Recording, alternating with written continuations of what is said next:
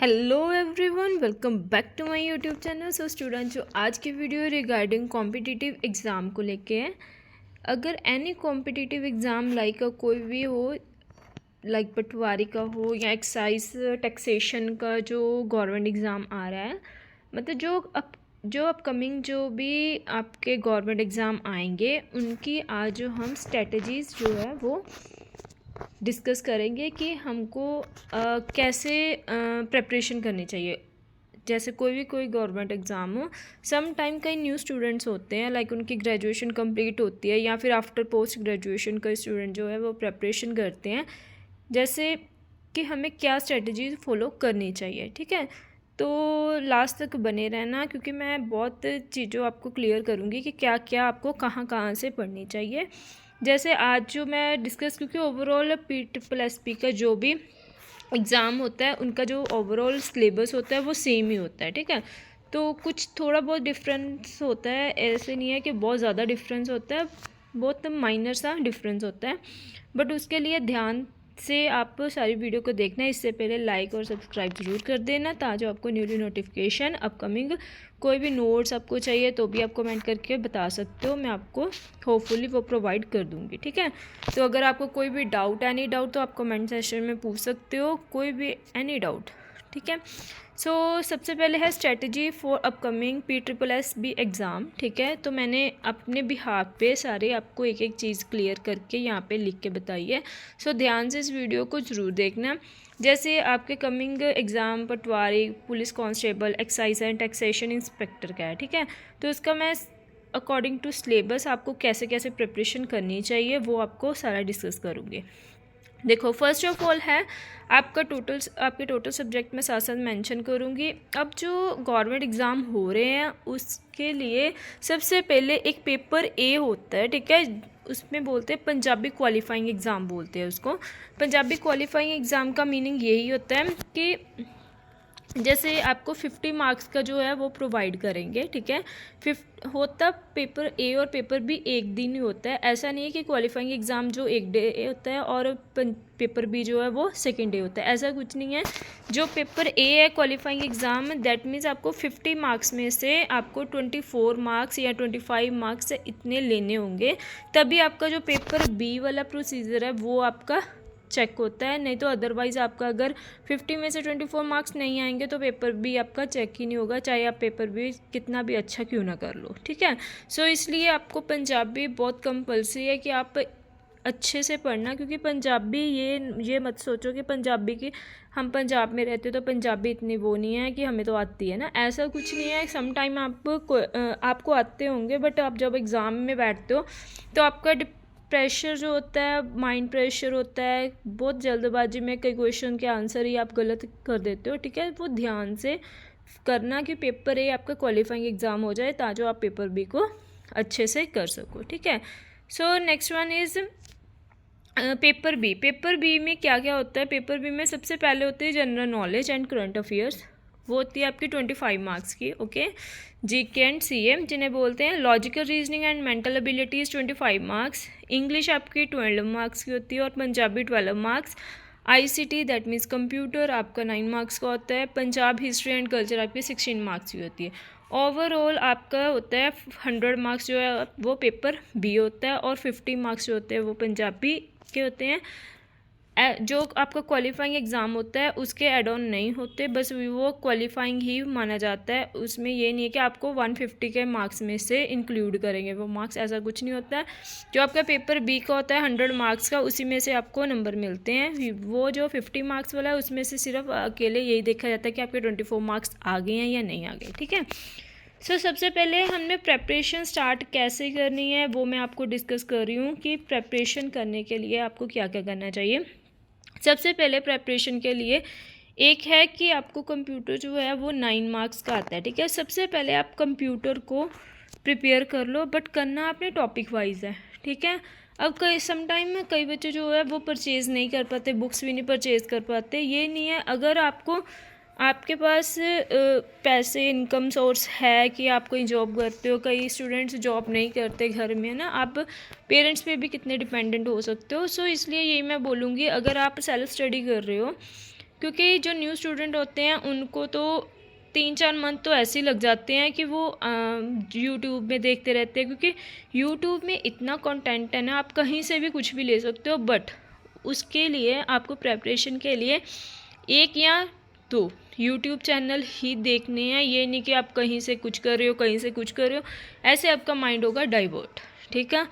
सो some time क्या होता है, अच्छे जो मैं भी देख रही हूँ कैसे करनी है, कैसे स्टडी कर रही हूँ, मैं अपने अकॉर्डिंग जो स्ट्रेटजी बनाई हुई है मैं यही फॉलो करती हूँ। अगर आप फॉलो करना चाहते हो तो आप ज़रूर करना, ये बहुत अच्छी है स्ट्रेटजी, ठीक है। आराम से कर लेना आप।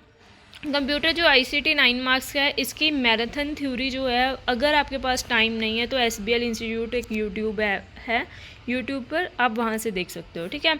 और इसके MCQ जो पॉजिटिव वाइब पंजाब यूट्यूबर है, उसमें बहुत सारे MCQ उन्होंने डिस्कस कर रखे हैं। और अगर आपने वो थ्योरी भी पढ़नी है तो आप पॉजिटिव वाइब पंजाब में से थ्योरी वाइज टॉपिक जो है वो कंप्लीट कर सकते हो। अगर आपने पेड कोर्स लेने हैं, जिनके पास इनकम सोर्स है, टाइम नहीं लगता है या समथिंग कुछ भी है, अच्छे से करना चाहते हो, तो वो अरोड़ा एजुकेटर और पॉजिटिव वाइब पंजाब से पेड कोर्स में पढ़ सकते हो, ठीक है। बट इसके साथ साथ आपने MCQ साथ साथ लगाते रहना है। प्रीवियस ईयर कोई भी आप एग्ज़ाम की स्टडी कर रहे हो, ये नहीं है कि अकेले पटवारी की हो गई या कांस्टेबल की हो गई या एक्साइज की, एनी एग्ज़ाम की अगर आप प्रिपरेशन कर रहे हो तो साथ साथ आप MCQ की प्रैक्टिस जरूर करते रहो, ताकि आपको ये नहीं कि थ्योरी आपकी होती रही है, आप MCQ लगा ही नहीं रहे हो, ठीक है। टॉपिक वाइज कवर करते जाओ, उसके साथ साथ MCQ भी लगाते जाओ। Second one is logical reasoning and mental ability. जो logical reasoning and mental ability है वो है आपकी 25 मार्क्स की। उसमें 2 पार्ट्स है, verbal reasoning and non verbal reasoning, ठीक है। अगर आप रीजनिंग की बुक परचेज़ करना चाहते हो तो अरिहंत की सबसे अच्छी बुक्स है, 200 रुपीज़ की आती है, ठीक है। वो रीजनिंग के लिए बहुत अच्छी है। अगर आप यूट्यूब फॉलो करना चाहते हो तो आप डियर सर ट्रिक्स हैं, वो उन्होंने ट्रिक वाइज रीजनिंग करवा रखी है। बट इसके लिए आपको एक दीपक सर है, दीपक सर की भी आप बहुत अच्छे से कर लेना, उनकी भी बहुत अच्छी है यूट्यूब पे वीडियो। बट इसके लिए आपको डेली प्रिपरेशन करनी होगी, एक रीजनिंग और एक मैथ और इंग्लिश, ठीक है। ये आपके डेली प्रिपरेशन के, ये नहीं कि आपने वीक में एक बार देख ली रीजनिंग की, चलो ठीक है हो गया, ठीक है, ऐसे नहीं होगा, क्योंकि रीजनिंग मांगता है टाइम और मैथमेटिक्स इज ऑल्सो, ठीक है। सो मैथ्स के आपको बेसिक क्लियर करने हैं तो आप मैराथन लगा लो, फॉर ओनली रिवीजन के लिए आपने मैराथन लगानी है। बट आपने टॉपिक वाइज कवर करना है। अगर मैथ की बुक चाहिए आपको तो वो राकेश यादव जी की बुक है, बहुत अच्छी बुक है, वहाँ से आप क्लियर कर सकते हो। टॉपिक वाइज आपने कवर करना है तो एक है अमित के वर्मा, राहुल देशवा, ठीक है, या फिर वाईफाई स्टडी के हैं, ठीक है। वो यूट्यूब में आप टॉपिक वाइज मैथ जो है वो कवर कर सकते हो, ईजिली कवर कर सकते हो। और जो रीजनिंग है वीक में आपने 2 और 3 डेज, ठीक है, वो प्रीवियस ईयर क्वेश्चन जो पेपर जो भी हैं उनके आपने सारे MCQ जो है वो कवर कर लेने हैं, ठीक है। अगर कोई भी आप एक टॉपिक उठा रहे हो, उस टॉपिक के रिगार्डिंग आपने सारे क्वेश्चन प्रैक्टिस करने हैं, ओके। नेक्स्ट वन है आपकी पंजाबी के लिए आप 9th 10th की बुक्स फॉलो कर सकते हो, ग्रामर की बुक्स फॉलो कर सकते हो। नरिंदर सिंह दुग्गल की बुक है, वो बहुत बेस्ट है। अगर आपको वो बुक चाहिए तो आप मेरे को मैसेज कर सकते हो, मैं आपको प्रोवाइड कर दूँगी, बहुत अच्छी बुक है वो वाली, ठीक है, अगर आपके पास नहीं है तो। बाकी जो पंजाबी का कंटेंट SBL इंस्टीट्यूट का भी बहुत अच्छा है, बहुत सारे उन्होंने भी प्रोवाइड कर रखे हैं। पंजाबी के लिए आप प्रताप अकेडमी भी फॉलो कर सकते हो, वहाँ पे भी बहुत अच्छा है, ठीक है। नेक्स्ट है 4th वन इज़ इंग्लिश के लिए सबसे पहले आपको रूल्स जो हैं टॉपिक वाइज सभी के ग्रामर रूल्स जो है वो कवर करने होंगे। ये नहीं है कि आप सबसे पहले आप क्वेश्चन को ही देख रहे हो कि अगर प्रीवियस ईयर क्वेश्चन पेपर है तो उसमें से देख लेते हैं कि कौन सा क्या क्वेश्चन आया, प्रिपरेशन का क्या। ऐसे आपको इंग्लिश के क्वेश्चन कभी भी आपके सॉल्व नहीं होंगे। सबसे पहले आपको एडवर्ब, वर्ब, प्रेपोजिशन, आर्टिकल से आप सबसे पहले शुरू करोगे। मेरे पास नोट्स भी बने हुए हैं आर्टिकल्स के ग्रामर के, अगर आप चाहो तो मैं नेक्स्ट वीडियो में वो भी आपके साथ डिस्कस कर लूँगी, ठीक है। इससे पहले बट आपको मेरे को कमेंट करना होगा कि आपको क्या नीड है, किस चीज़ की नीड है, आप किस चीज़ की प्रेपरेशन कर रही हो, ठीक है। सो सबसे पहले आपको रूल्स इंग्लिश के बहुत अच्छे से क्लियर करने पड़ेंगे। इसके लिए आप यूट्यूब जो है वो फॉलो कर सकते हो। अमन विशाल, एक गोपाल वर्मा है, वो इजी वे से करवाते हैं, इनके पेड कोर्सेज भी हैं और यूट्यूब में फ्री ऑफ कॉस्ट भी करवाते हैं। सोनिया मैम भी बहुत अच्छे हैं और Piyush Jindal sir electric English के हैं, ये भी बहुत अच्छे हैं। ठीक है, अगर आप बुक्स चाहते हो तो SP बख्शी की बुक ले लो, वो भी बहुत अच्छी है। और फिन टू पैरामोन की भी बुक बहुत अच्छी है, आप ये कोई भी बुक फॉलो कर सकते हो। बट इसके साथ अगर आप एक रूल डेली का कर रहे हो या 3 डेज़ एक रूल को लगा रहे हो, तो उसके साथ आप प्रीवियस ईयर क्वेश्चन पेपर फिर उठाना, तो इससे आपकी इंग्लिश की प्रिपरेशन ईजिली हो पाएगी। ठीक है, 5th one is Punjab GK. Punjab G के लिए आप 2 बुक्स अकेली फॉलो करना है, चढ़ता पंजाब और साडा पंजाब। ठीक है, और कोई भी बुक मत फॉलो करना क्योंकि बहुत सारा कंटेंट बहुत चीज़ों में दे रखा है। अगर आप ये दोनों बुक्स में से कोई एक बुक भी पढ़ लेते हो ना तो इनफ है। ठीक है, सो आप रिवीजन के लिए previous year question paper weekly revision करते रहो, साथ साथ में कोई भी है, चाहे जीके आपकी करंट अफेयर है, कुछ भी है, प्रीवियस ईयर क्वेश्चन पेपर उठा लो, साथ साथ प्रैक्टिस करते रहो। ठीक है, नेक्स्ट वन है करंट अफेयर। करंट अफेयर के लिए आपको रेगुलर रिवीजन करनी होगी क्योंकि रेगुलर डेली वाइज जो है करंट अफेयर्स आते हैं। अगर आपके पास कोई जॉब आप प्राइवेट करते हो, कोई भी जॉब करते हो, अगर कोई गवर्नमेंट एम्प्लॉय है वो भी उस साथ साथ नेक्स्ट प्रमोशन के लिए एग्ज़ाम दे रहे हैं, तो उनके पास भी टाइम नहीं होता, तो आप मंथली वाइज जो है करंट अफेयर्स देख सकते हो। इसके लिए आप मतलब टॉपिक वाइज क्लियर करना कि पॉलिटी सबसे ज़्यादा इम्पॉर्टेंट है कि करंट अफेयर पॉलिटी के बहुत आते हैं। ठीक है, सो वो विपन गोयल प्लस MCQ, वो 10,000 MCQ जो है उन्होंने दे रखे हैं मॉक टेस्ट के लिए, आप वहाँ से भी अपनी रिवीजन कर सकते हो। Second one is static GK. Static GK के लिए जो मोस्ट इम्पॉर्टेंट टॉपिक है वो है इंटरनेशनल ऑर्गेनाइजेशन, इसको आप ज़रूर क्लियर करना क्योंकि इसके क्वेश्चन बहुत गवर्नमेंट एग्जाम में पूछे जाते हैं। ठीक है, थर्ड वन इज़ हिस्ट्री।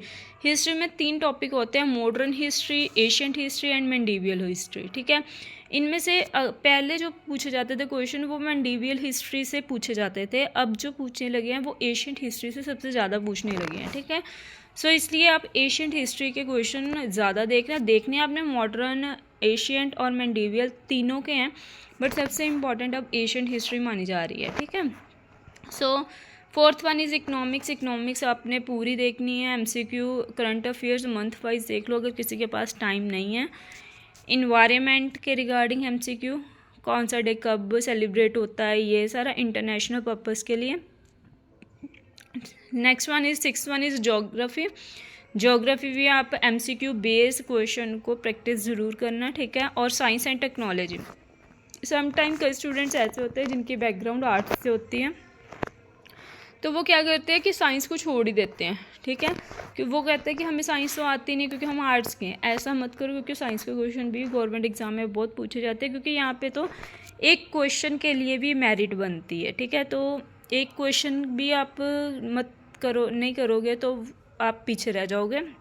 सो उसके लिए आपको बेसिक साइंस क्लियर करनी होगी, बायोलॉजी, फिज़िक्स और केमिस्ट्री, मतलब 8 to 10 तक की।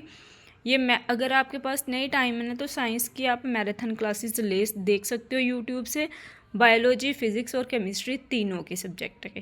ठीक है, ज़रूरी नहीं है आपने सिलेबस वाइज ही कवर करना है साइंस का, तो आप इनकी जो है साइंस के रिगार्डिंग या फिर साइंस के लिए आप करंट अफेयर्स के कि कौन सा अवार्ड किसको कब मिला, ठीक है, ये इंटरनेशनल लेवल से पूछी जाती है।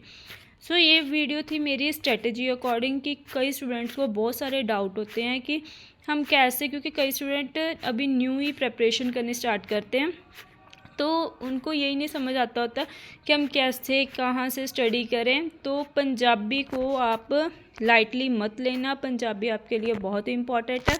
मैं फिर से कह रही हूँ, पेपर A को क्वालिफाई करने के लिए पंजाबी इज़ कंपल्सरी सब्जेक्ट। ठीक है, अगर आपको कोई भी डाउट है तो आप मेरे से पूछ सकते हो।